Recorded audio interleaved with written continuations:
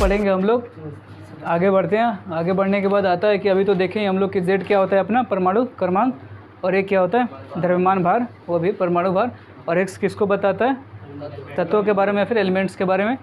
तो यहाँ पे पहले हम लोग सीखते हैं कि जो न्यूट्रॉन होता है उसको निकालते कैसे हैं। इससे पहले हम लोग सीखे कि जो Z होता है मतलब कि परमाणु क्रमांक होता है वही किसके बराबर होता है, प्रोटॉन के बराबर होता है, वही इलेक्ट्रॉन के बारे में। तो हम लोग इलेक्ट्रॉन निकालना सीख गए, प्रोटॉन निकालना सीख गए, लेकिन न्यूट्रॉन अपना बच गया। तो न्यूट्रॉन के लिए लिखो, न्यूट्रॉन निकालते हैं हम लोग। ये क्या है परमाणु भार, और ये क्या है परमाणु क्रमांक। तो हम लोग जब भी परमाणु भार में से परमाणु क्रमांक घटा दें तो हमारा क्या मिलेगा, न्यूट्रॉन। और जिसको यहाँ पे आने के बाद जिसको 20 तक एलिमेंट्स के क्या है परमाणु भार याद ना हो, और उसके बाद क्या होता है द्रव्यमान भार, वो याद कर लेना, नहीं तो मैं वो भी लिखवाऊँगा। उसके बाद आता है अपना आइसोटोप्स, जिसको हम लोग क्या बोलते हैं समस्थानी।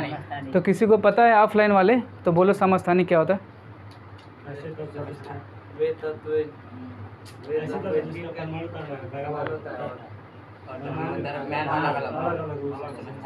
कोई एक लोग बोलो फ्रेश से, ताकि उन लोग को भी अच्छी आवाज़ जाए। ऐसे तत्व जिसके परमाणु क्रमांक एक समान हो, परमाणु भार अलग अलग रूप से समान। तो लिखो आइसोटोप्स में समस्थानी करके ऐसे तत्व लिखो इसके अंदर,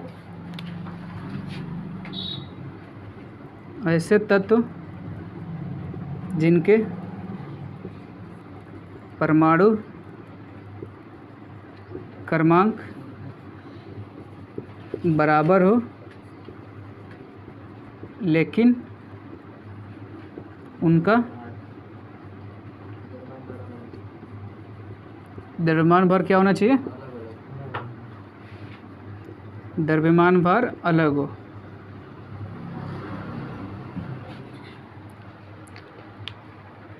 तो सम अस्थानिक, तो नाम से क्या चल रहा है सम। सम मतलब क्या होता है बराबर, अस्थानिक मतलब किसी एक पोजीशन एक स्थान की बात कर रहे हैं। तो स्थान पोजीशन में क्या है अपना, जैसे पीरियोडिक टेबल को किस में अरेंज किया है, एटॉमिक नंबर के अनुसार। जितने भी तत्व है कि कैसे सीक्वेंस में डाले गए हैं, एटॉमिक नंबर के अनुसार। तो उसी तरह मतलब परमाणु क्रमांक के अनुसार। तो सम मतलब बराबर, स्थानिक मतलब वो स्थान की बात करें तो स्थान की जगह पे हम लोग क्या लेंगे परमाणु क्रमांक। तो इससे ये पता चल गया कि परमाणु क्रमांक क्या होना चाहिए, उसका बराबर होना चाहिए। तो ऐसे तत्व जिनके क्या बराबर हो, परमाणु क्रमांक और द्रव्यमान भार अलग हो, उसको हम लोग क्या बोलेंगे समस्थानिक। तो इसमें देखो, इसको लिखने के बाद लिख लो, तो इसको लिखो उदाहरण, इसके अंदर पढ़ते हैं क्या क्या होता है। तो उदाहरण में हम लोग फर्स्ट पढ़ेंगे हाइड्रोजन का। तो हाइड्रोजन के कितने आइसोटोप्स होते हैं बोलो, हाइड्रोजन के कितने आइसोटोप्स, 3 होते हैं। कौन कौन से, तो एक होता है अपना भैया 1H1 जिसको हम लोग क्या बोलते हैं प्रोटियम। सेकंड होता है अपना 1H2 जिसको हम लोग क्या बोलते हैं ड्यूटेरियम। और तीसरा अपना क्या होता है 1H3 जिसको हम लोग क्या बोलते हैं ट्रिटियम। ठीक है, इसको हम लोग डिनोट करते हैं H से, इसको D से, इसको T से। तो इसको लिखो उदाहरण में, हाइड्रोजन के जो समस्थानिक होते हैं वो 3 होते हैं, जिसको फर्स्ट वाले को बोलते हैं प्रोटियम, जिसका क्या होता है एटॉमिक नंबर तो सबका बराबर रहने वाला है, मतलब परमाणु क्रमांक, और द्रव्यमान भार सबका अलग अलग होगा। तो प्रोटियम का द्रव्यमान भार 1 है, ड्यूटेरियम का 2 है, ट्रिटियम का 3 है। हो गया, लिख लिए। तो इसको लिखने के बाद ये लिखना कि इसका जो न्यूट्रॉन है प्रोटियम का, उसका प्रोटियम का न्यूट्रॉन क्या होगा, निकालो। जो प्रोटियम है, प्रोटियम का न्यूट्रॉन कितना होगा बताओ तो निकाल के। तो कितना हो जाएगा, इसका द्रव्यमान भार कितना है, तो पहले इसका फार्मूला क्या होता है A-Z। ए अपना क्या है द्रव्यमान भार, और Z क्या है परमाणु क्रमांक। तो द्रव्यमान भार कितना है 1, और परमाणु क्रमांक भी कितना है 0। तो एक प्रोटियम जो है ऐसा एलिमेंट्स है जिसका न्यूट्रॉन क्या होता है 0 होता है। सेकंड नंबर पे ड्यूटेरियम होता है, तो इसका ड्यूटेरियम का कितना न्यूट्रॉन्स आ जाएगा 1 आएगा, और ट्रिटियम का कितना न्यूट्रॉन आ जाएगा 2 आ जाएगा। तो ये लिख लेना, जो ड्यूटेरियम का न्यूट्रॉन है वो 1 होगा और ट्रिटियम का 2 होगा।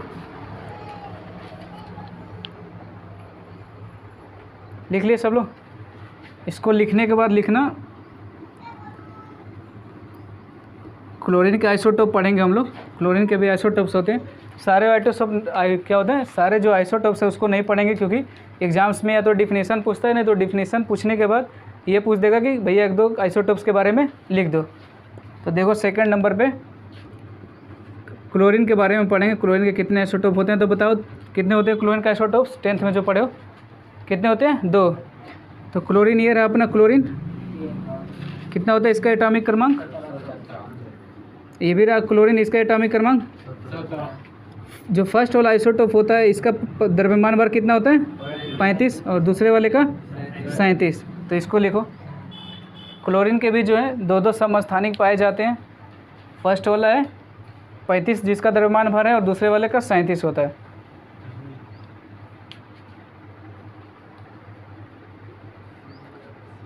हो गया। तो देखो समस्थानिक में कुछ नहीं करना है, बस हमें क्या होना चाहिए, परमाणु क्रमांक बराबर होना चाहिए और द्रव्यमान भार अलग अलग होना चाहिए। बस इतना ही दिमाग लगाना और कुछ दिमाग नहीं लगाना है। तो हम लोग आगे एग्जाम्पल तुम लोग खुद से भी 1-2 मिले तो लिख लेना, तो रिक्वायरमेंट मतलब उसकी ज़रूरत नहीं पड़ेगी। बस हमें इससे मतलब रखना है कि समस्थानिक होता क्या है और हाइड्रोजन का जो है वो इम्पोर्टेंट है, क्योंकि आगे भी उसको हम लोग को पढ़ना है जब हम लोग क्या कौन सा चैप्टर पढ़ेंगे? हाइड्रोजन। तो इसके बाद लिखो समभारिक, जो दूसरी हेडिंग डाले हैं। तो हमारा आइसोटोप हो गया, उसके बाद पढ़ते हैं हमारा समभारिक।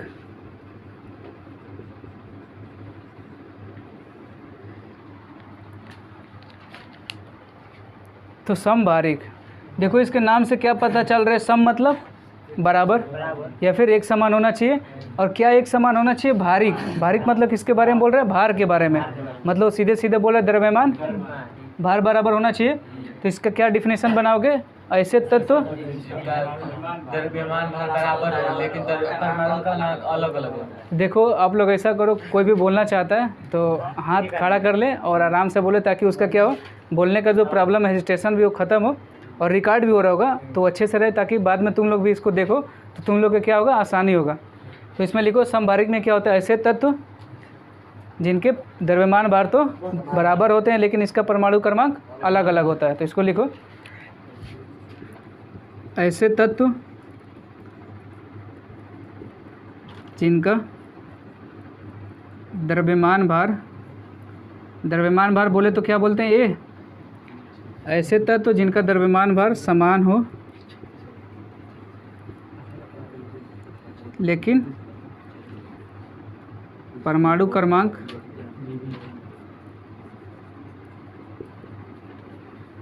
अलग अलग हो, उसको हम लोग क्या बोलेंगे? समभारिक। तो आइसोटोप्स में क्या था, वो सीधे बता रहा था परमाणु क्रमांक हमें बराबर देखने हैं। इसमें क्या बराबर देखना है? द्रव्यमान भार। बाकी जब इतना पता चल जाएगा कि ये द्रव्यमान भार के बारे में बता रहा है, द्रव्यमान भार के बारे में बता रहे हैं, तो हम लोग इसको यही बोलेंगे कि इसका द्रव्यमान भार बराबर होना चाहिए लेकिन इसका परमाणु क्रमांक जो है वो अलग अलग होना चाहिए। इसके बाद इसका हम लोग क्या दिखेंगे? उदाहरण। तो किसी को 10th में उदाहरण जो पढ़ा है बोलो क्या होता है? आर्गन। तो आर्गन का द्रव्यमान भार कितना होता है? कितना होता है? 40। और जो कैल्शियम होता है उसका कितना होता है? तो इसका भी एक उदाहरण लिख लो। ये लिखो, एक आर्गन होता है, आर्गन का होता है 40। आर्गन का 40 होता है। जिनको लग रहा है 36 है तो एक बार फिर से रिवीजन करके याद करें।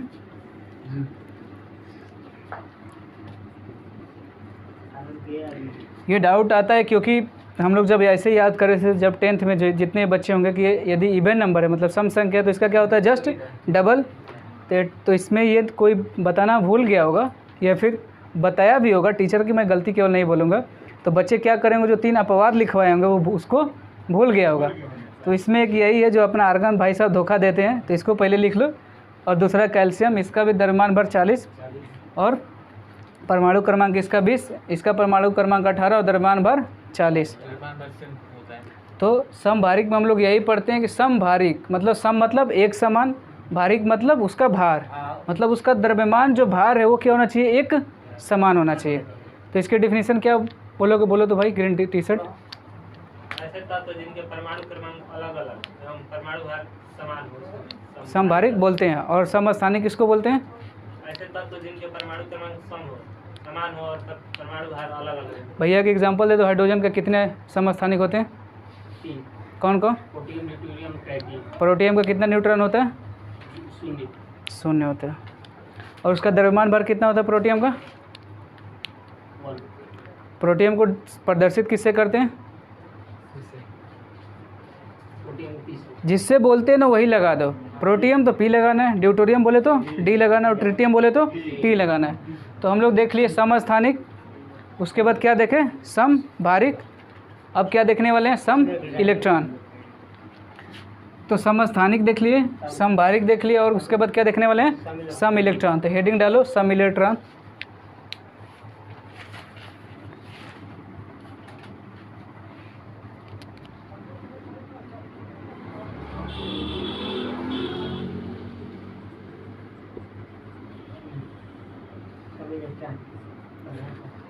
तो देखो इसको, देखो केमिस्ट्री में बच्चों को प्रॉब्लम क्या होती है, तुरंत देखते हैं उसके बाद बोलते हैं इसकी डिफिनीशन सर लिखवाओ जल्दी। जबकि मैं बार बार यही कोशिश कर रहा हूँ कि इसको पहले देखो ये बता क्या रहा है। कोई बोलो एक। सब मतलब इसको तोड़ो। सब मतलब एक समान, मतलब कि बराबर होना चाहिए। क्या बराबर होना चाहिए? तो ये मतलब सीधे सीधे क्या बोलना चाह रहा है कि चाहे वो तत्व हो चाहे कंपाउंड हो, उसका क्या बराबर होना चाहिए? इलेक्ट्रॉन। तो लिखो इसको, डिफिनीशन अपने से बना के लिख सकते हो। ऐसे लिख लो, ऐसे तत्व या फिर ऐसे कंपाउंड लिखो। कंपाउंड भी तो हो सकते हैं ना जिनके इलेक्ट्रॉन बराबर हो। कंपाउंड को भी निकालना सिखाएंगे, टेंशन मत लो, जब क्या पढ़ाएंगे? Chemical bonding. तो लिखो इसमें ऐसे तत्व या आयन, लिखो ऐसे तत्व या आयन, लिखो ऐसे तत्व कमा आयन और कंपाउंड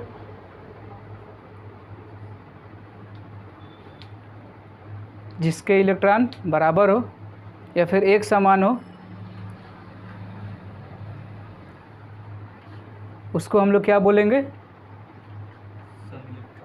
हाँ, तो इसको लिखो ऐसे तत्व या फिर आयन या फिर कंपाउंड जिनके इलेक्ट्रॉन बराबर हो, उसे हम लोग सम इलेक्ट्रॉनिक बोलते हैं। तो इसका उदाहरण देखें ना, तो कोई अपने से सोच के बताओ जो तत्व है, तत्व में क्या उदाहरण हो सकता है जिसमें इलेक्ट्रॉन बराबर हो? बोलो कोई। तो इलेक्ट्रॉन अपना निकलता कैसे है पहले? तो जो अपना एटॉमिक नंबर मतलब जो परमाणु क्रमांक होता है वो वही किसके बराबर होता है? इलेक्ट्रॉन के। और वही किसके बराबर होता है? प्रोटॉन के। इसका मतलब हमें किसी का परमाणु क्रमांक मिल गया तो हमें क्या मिल गया? इलेक्ट्रॉन मिल गया। और क्या मिल गया? प्रोटॉन मिल गया। तो इसका मतलब सीधे सीधे हमें यदि इन दोनों को निकालना हो तो हमें ये वाला पता होना चाहिए। मतलब सिंपली बोले तो इलेक्ट्रॉन प्रोटॉन निकालना हो तो हमें क्या पता होना चाहिए? एटॉमिक क्या होना चाहिए? एटॉमिक नंबर या फिर उसको क्या बोलते हैं? परमाणु क्रमांक। तो इसमें देखो यदि हम बात करें सोडियम तो सबको पता होगा, लिखवा दूंगा 1 से 20 तक, नहीं तो 10 तक तो इतना याद होगा। और मैग्नीशियम ले लो, तो सोडियम का जो परमाणु क्रमांक होता है वो कितना होता है? 11। मैग्नीशियम का 12। तो इसका परमाणु क्रमांक की क्या होगा? इलेक्ट्रॉन होगा। तो क्या इसके इलेक्ट्रॉन बराबर है? नहीं है ना। तो जो नॉर्मली तत्व है मतलब समस्थानिक समभारिक को छोड़ करके वो कभी क्या नहीं शो कर सकते? सम इलेक्ट्रॉनिक नहीं शो कर सकते, ठीक ना। तो सम इलेक्ट्रॉनिक जो कौन शो करेगा? जिसका क्या हो? सेम हो परमाणु क्रमांक। क्योंकि जब परमाणु क्रमांक बराबर हो जाएगा तो क्या बराबर हो जाएगा? तो अपना काम हो जाएगा। हमें बराबर क्या खोजना है? इलेक्ट्रॉन। तो हम लोग अभी क्या पढ़े समस्थानिक में? पहले एग्जाम्पल हाइड्रोजन। तो हाइड्रोजन की हम लोग बात करें तो 1H1 होता है और क्या होता है? 1H2 और 1H3। तो ये अपना प्रोटियम भाई साहब है, ये ड्यूटेरियम और ये ट्रिटियम। तो इसका भी एटॉमिक नंबर, इसका भी परमाणु क्रमांक, इसका भी परमाणु क्रमांक, इलेक्ट्रॉन भी 111 और प्रोटॉन भी 111। तो यहाँ पे इसका लिखो, ये फर्स्ट एग्जांपल में लिख लो उदाहरण करके।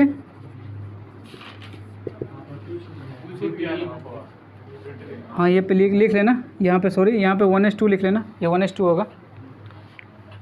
तो उदाहरण में लिख लो 1H1 1H2 1H3। ये मतलब समस्थानिक के केस में क्या हो सकता है? केवल तत्व को हम लोग ले सकते हैं, बाकी तत्व नहीं ले सकते, क्योंकि बाकी कोई भी तत्व लेंगे तो उनका परमाणु क्रमांक तो अलग ही आएगा। अब हाइड्रोजन तो हीलियम हो नहीं सकता ना, तो इसीलिए हम लोग क्या करें? केवल समस्थानिक वाले ही तत्व क्या होंगे? सम इलेक्ट्रॉन शो करेंगे। बाकी आयन इसके बाद आएंगे। तो तत्व तो हम लोग पढ़ लिए ना, केवल तत्व की बात करें जैसे सोडियम मैग्नीशियम एल्युमिनियम कोई भी दे दे, फिर बेरिलियम बोरान। इसे देख लो, ये रहा तुम्हारा बेरिलियम, ये रहा बोरान, ये रहा कार्बन। बेरिलियम का क्या होता है परमाणु क्रमांक? बोरान का, कार्बन का। तो चाहे तुम कोई भी तत्व लो उसके क्या होगा, परमाणु क्रमांक अलग अलग आएंगे। तो परमाणु क्रमांक अलग अलग आएंगे तो क्या अलग अलग आ जाएगा, इलेक्ट्रॉन। तो जब अपना इलेक्ट्रॉन अलग अलग आएगा तो सम इलेक्ट्रॉन तो होगा नहीं। सम इलेक्ट्रॉन के लिए क्या होना चाहिए, बराबर इलेक्ट्रॉन होना चाहिए।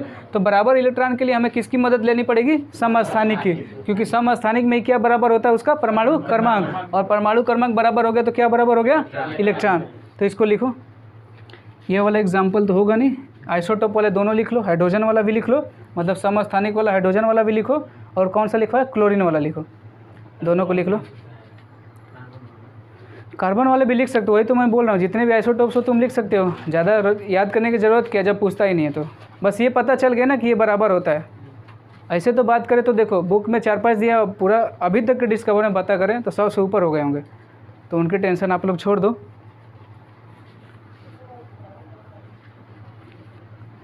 हो गया है ना, लिख लेना। इसके बाद हम बात करते हैं आयन में कैसे बराबर होगा। आयनों में आइसो इलेक्ट्रॉन निकालना, आयनों में आइसो इलेक्ट्रॉन कैसे निकालें।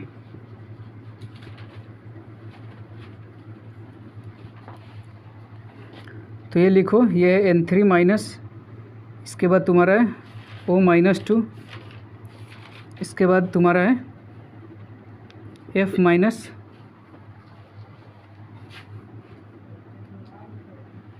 उसके बाद लिखना सोडियम आयन, उसके बाद लिखना मैग्नीशियम आयन, इसके बाद लिखना एल्युमिनियम आयन। तो आयन तो लगभग सब लोग जानते होंगे। किसी के ऊपर आवेश आ जाए, चाहे वो ऋणात्मक आवेश हो चाहे धनात्मक आवेश हो, उसको हम लोग क्या बोलते हैं, आयन बोलते हैं। तो ये अपनी लैंग्वेज में मतलब भाषा में लिख लो कि हम लोग आयन पहले किसको बोलते हैं।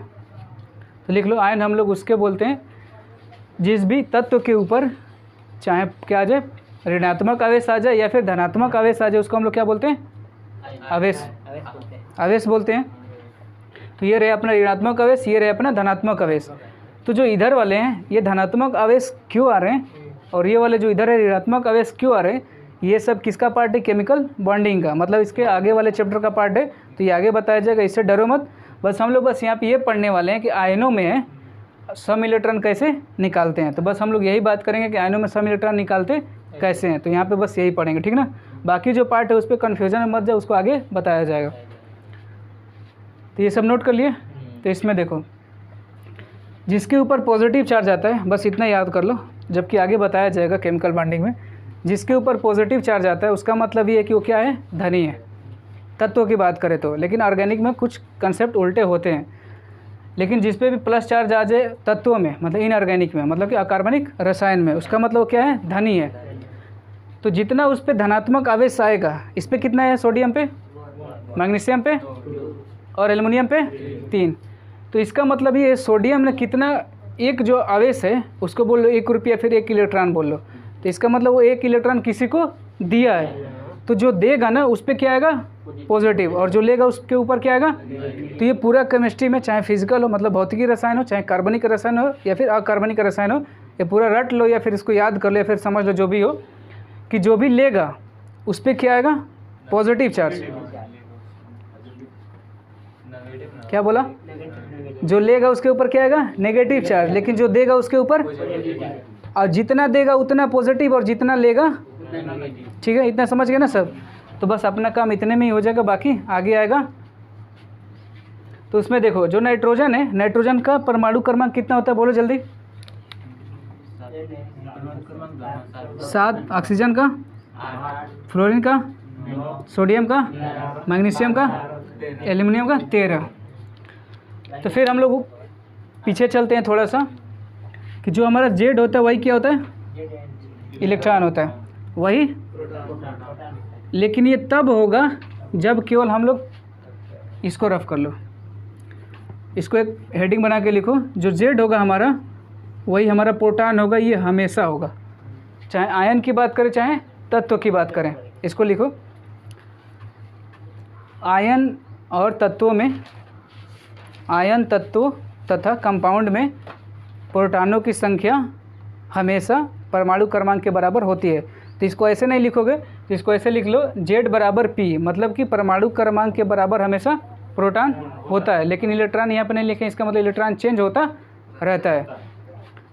लिख ले इसको। तो इसका मतलब प्रोटॉन हमेशा सेम रहेगा और किसके बराबर रहेगा, परमाणु क्रमांक के। तो इसका मतलब यहाँ पे प्रोटॉन कितना है 7, यहाँ पे 13, ठीक ना। तो जो हमारा परमाणु क्रमांक होगा वही हमारा प्रोटॉन होगा, ये क्या होगा, ये हमेशा होगा, ठीक ना। यहाँ पे एक चीज़ और बता दो, यहाँ पे नाइट्रोजन का मास नंबर कितना होता है, मतलब द्रव्यमान भार 14, ऑक्सीजन का, फ्लोरीन का, सोडियम का, मैग्नीशियम का, एल्युमिनियम का 27। तो देखो अब इसके बाद हम लोग देखने कि इलेक्ट्रॉन निकाले कैसे भाई। तो जब भी तत्व की बात करेगा, केवल तत्व, ये तो तत्व है नहीं, क्या है, आयन्स है। अभी बोला जिनके ऊपर या तो क्या आ जाए, पॉजिटिव आवेश आ जाए या फिर नेगेटिव आवेश आ जाए, या फिर उसको बोलेंगे धनात्मक आवेश आ जाए या फिर ऋणात्मक आवेश आ जाए, तो उसमें हम लोग इलेक्ट्रॉन आसानी से नहीं निकाल पाएंगे। उस केस में हम लोग ये नहीं बोल पाएंगे कि जो हमारा एटॉमिक मतलब परमाणु क्रमांक होगा वही इलेक्ट्रॉन होगा, ठीक ना। तो इसमें अब ये देखो, यहाँ पे लिखो Z is not equal to E, इसका मतलब होता है जो परमाणु क्रमांक है वो इलेक्ट्रॉन के बराबर नहीं है। कब नहीं है, आवेश के केस में, लिख लो आवेश के केस में। इसमें लिखो जो परमाणु क्रमांक है, मतलब इलेक्ट्रॉन जो है, जो इलेक्ट्रॉन हो परमाणु क्रमांक के बराबर नहीं होगा आवेश के केस में। और आवेश किसको बोलोगे, जहाँ कहीं पे भी क्या दिख जाए तुम लोग को, चार्ज दिख जाए, मतलब बस चार्ज दिखना चाहिए। तो अब देखो, अब आवेश की इलेक्ट्रॉन निकाले कैसे। तो पहले इसके पास जब आवेश कोई नहीं था किसी के पास भी, चाहे नाइट्रोजन हो, चाहे ऑक्सीजन हो, चाहे फ्लोरीन या फिर सोडियम, मैग्नीशियम, एल्युमिनियम, कोई भी हो, तो शुरू में इसके पास इलेक्ट्रॉन कितना था, इसके पास, और इसके पास सोडियम के पास 11, मैग्नीशियम के पास 12 और एल्युमिनियम के पास 13। तो अब देखो ये जो नाइट्रोजन भाई साहब हैं, ये लिए हैं ना किसी से, तभी तो इनके ऊपर क्या है, नेगेटिव चार्ज। तो जो लेगा उसके ऊपर क्या आएगा, नेगेटिव चार्ज, और जो देगा उसके ऊपर क्या आएगा, पॉजिटिव चार्ज। तो शुरू में इसके पास इलेक्ट्रॉन कितने थे, लिया कितना, कितने हो गए, तो इलेक्ट्रॉन लिखो यहाँ पे 10। ऑक्सीजन भाई साहब के पास शुरू में इलेक्ट्रॉन कितने थे, लिए कितने, कितने हो गए। फ्लोरीन के पास शुरू में कितने थे, लिए कितने। सोडियम के पास शुरू में इलेक्ट्रॉन कितना है, और किसी को देता है तो उसके ऊपर क्या आता है, यदि किसी को देता है तो क्या आता है, पॉजिटिव आवेश आता है ना। तो इसका मतलब 11 था, कितना दे दिया, 1, तो बचा कितना, 10 लिखो। उसी तरह मैग्नीशियम के पास शुरू में कितना था, दिया कितना, कितना बचा। उसी तरह अमोनियम के पास शुरू में कितना था, दिया कितना, 10।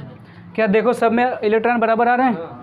तो आवेश जितने भी होंगे हम लोग आवेशों का इलेक्ट्रॉन ऐसे ही निकालेंगे, जितना दिया उतना माइनस, जितना लिया उतना प्लस करना है, ठीक ना। जो देता है उसके ऊपर क्या आएगा, धनात्मक आवेश, और जो लेता है उसके ऊपर क्या आएगा। और आगे चल के ये भी पढ़ोगे कि जितने भी मेटल्स होते हैं वो 99% क्या शो करते हैं, धनात्मक आवेश, और जितने भी नॉन मेटल्स होते हैं क्या शो करते हैं, ऋणात्मक आवेश। तो नाइट्रोजन भी अपना नॉन मेटल्स है, ऑक्सीजन भी नॉन मेटल्स है, पढ़ाया जाएगा कौन से चैप्टर में, एलिमेंट्स वाले पीरियोडिक टेबल में। और फ्लोरीन भी अपना नॉन मेटल्स है, और सोडियम क्या है, मेटल्स है, और मैग्नीशियम भी मेटल्स, और एल्युमिनियम भी मेटल्स है।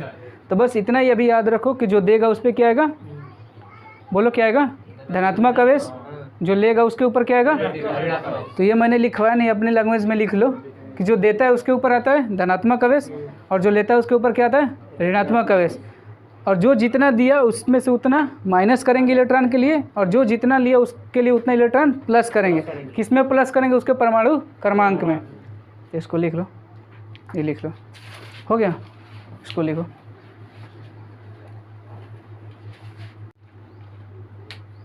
तो हम लोग अभी देखे समस्थानिक, समभारिक और सम इलेक्ट्रॉनिक। इसके बाद क्या देखने वाले हैं, सम न्यूट्रॉन। तो सम मतलब एक समान, न्यूट्रॉन मतलब न्यूट्रॉन के बारे में बोल रहे हैं। तो उसका साफ साफ मतलब है कि बोल रहा है कि न्यूट्रॉन की संख्या क्या होनी चाहिए, बराबर होनी चाहिए। तो अभी हम लोग एक क्वेश्चन करें जिसमें क्या निकाल रहे थे, इलेक्ट्रॉन।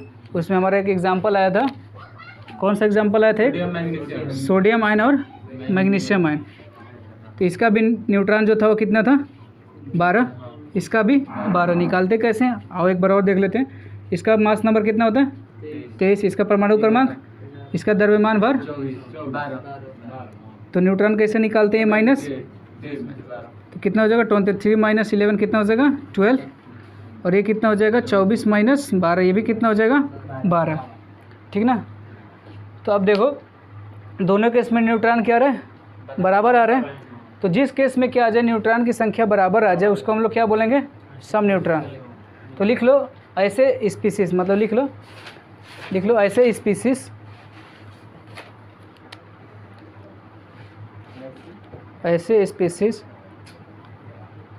लिख लो ऐसे स्पीसीज, जिसको हम लोग ये बोलते हैं स्पीसीज, ऐसे स्पीसीज जिसमें न्यूट्रॉनों की संख्या बराबर हो, उसे हम लोग आइसोटोन या फिर सम न्यूट्रॉन बोलते हैं।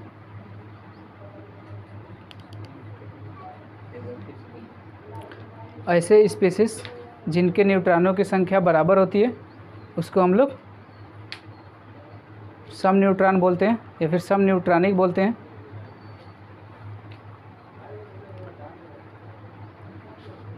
एग्जाम्पल में लिख लेना अपना सोडियम आयन और मैग्नीशियम आयन। और भी एग्जाम्पल बहुत सारे हो सकते हैं, उसकी ज़रूरत नहीं पड़ेगी, बस समझने के लिए डेफिनेशन लिख लो। यदि कहीं पे यूज़ आया या फिर लिखने के लिए, तो यूज़ तो पूरे केमिस्ट्री में इसी का आता है, आइसोबार का आता है और आइसो इलेक्ट्रॉन का। ज़्यादा आइसो इलेक्ट्रॉन का आएगा, क्वेश्चन पूछा जाता है सम इलेक्ट्रॉन के बारे में, बाकी यूज़ आने वाला नहीं है। लेकिन अब क्या है कि बेसिक है, तो बेसिक की वजह से पढ़ना पड़ रहा है। तो हो गया, सब लोग लिख लेना। तो इसके बाद लिखो जो लास्ट हेडिंग हम डाले हैं, आइसो एस्टर्स, इसको लिखो। इसका हिंदी तुम लोग ऐसा करना यार, देखो हिंदी इसका मुझे मिल नहीं पाया, मैं मिलेगा तो नेक्स्ट लेक्चर में भी बता दूंगा, नहीं तो आइसो एस्टर्स लिखो। इसमें क्या होता है, लिखो ऐसे, लिखो इसमें ऐसे स्पीसीज, इसमें लिखो आइसो एस्टर्स में। हाँ लिखो, बता रहा हूँ, इसमें मज़ा आने वाला कंसेप्ट आएगा।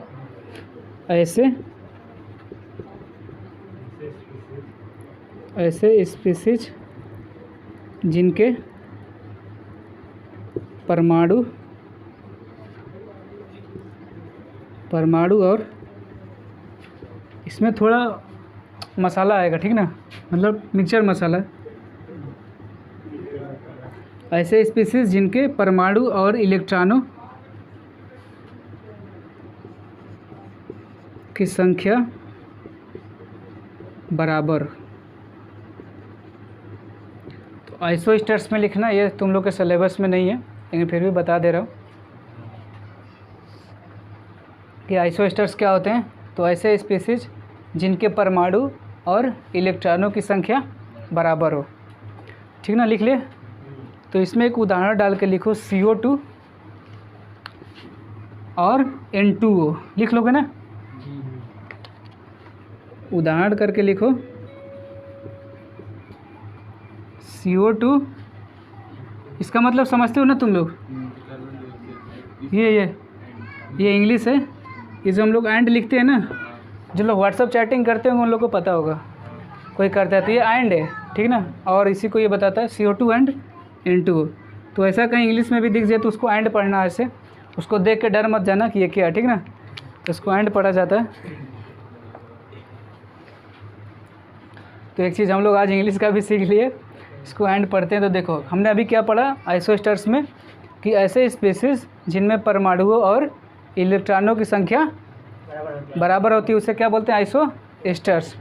तो अब देखो इसमें परमाणु कितने हैं, कार्बन कितना है, 1। तो कार्बन के कितने परमाणु हैं, 1। और ऑक्सीजन के कितने परमाणु हैं, टोटल कितने परमाणु हैं, इसमें आते हैं, नाइट्रोजन के कितने परमाणु हैं, ऑक्सीजन के कितने हो गए। इसका मतलब परमाणुओं की संख्या। अब इलेक्ट्रॉन की तरफ चलते हैं, तो हम लोग इलेक्ट्रॉन निकालते कि कैसे हैं, उसका एटॉमिक नंबर से, उसी क्या होता है, परमाणु क्रमांक। जो परमाणु क्रमांक होता है वही इलेक्ट्रॉन होता है, केवल आयन में चेंज होता है ना। तो ये आयन तो है नहीं, इस पे आयन नहीं दिख रहा ना किसी को, ना तो धनात्मक आवेश दिख रहा नहीं तो ऋणात्मक आवेश। तो कार्बन का अब देखो इसका इलेक्ट्रॉन निकालेंगे कैसे, ध्यान से सब लोग देखना। CO2 है अपना, इसको और क्या बोलते हैं, कार्बन डाइऑक्साइड।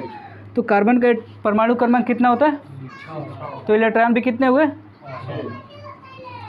एक ऑक्सीजन का परमाणु क्रमांक कितना होता है, तो 2 का कितना हो जाएगा, 16 हो गए ना। तो इलेक्ट्रॉन भी कितने हो गए, 16 हो गए ना, टोटल कितने हो गए।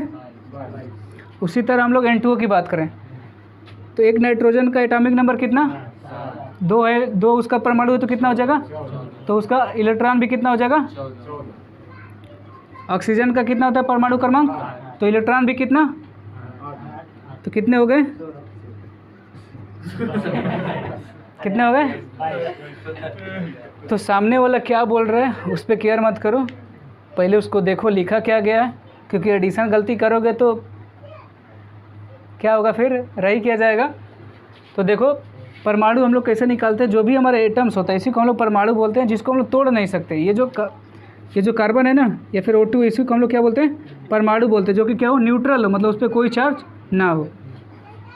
तो एक कार्बन था, तो एक कार्बन पे इलेक्ट्रॉन कितना होता है, क्योंकि उसका जो परमाणु क्रमांक होता है वो किसके बराबर होता है, इलेक्ट्रॉन के बराबर। तो एक कार्बन का 6 परमाणु क्रमांक, तो इलेक्ट्रॉन भी कितने हो गए, 6। इसी तरह एक ऑक्सीजन का कितना हो गया परमाणु क्रमांक, 8। तो 2 ऑक्सीजन है तो 16 इलेक्ट्रॉन हो गए, तो 16 6 22। उसी तरह हम लोग N2O की बात करें तो एक नाइट्रोजन का एटॉमिक नंबर मतलब परमाणु क्रमांक कितना, 7। तो 2 नाइट्रोजन है तो इलेक्ट्रॉन कितना हो गया, 14। और एक ऑक्सीजन का कितना हो गए, तो मिल गया ना, परमाणु 20 परमाणुओं की संख्या भी सेम मिल गई बराबर, और इलेक्ट्रॉनों की संख्या भी बराबर मिल गई। तो इसी को हम लोग क्या बोल देंगे, आइसोस्टर्स।